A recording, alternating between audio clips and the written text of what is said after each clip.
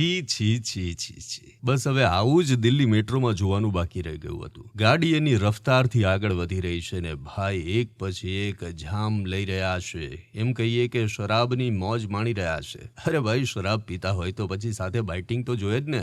એટલે ભાઈએ readymade boil પણ સાથે રાખ્યા છે.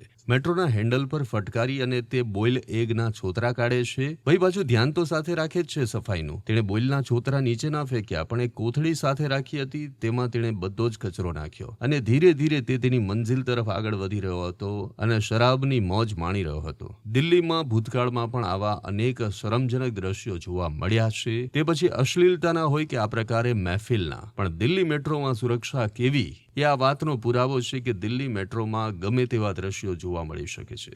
દિલ્હી મેટ્રો મારફતે અનેક પરિવારો સફર કરતા હોય છે અને આ સફર દરમિયાન તેમને આવા શરમજનક દ્રશ્યો જોવા મળતા હોય છે. ત્યારે હાલ તો આ વિડીયો વાયરલ થયો છે અને ફરી એક વખત દિલ્હી મેટ્રોની સુરક્ષા સામે સવાલો ઊભા થયા છે.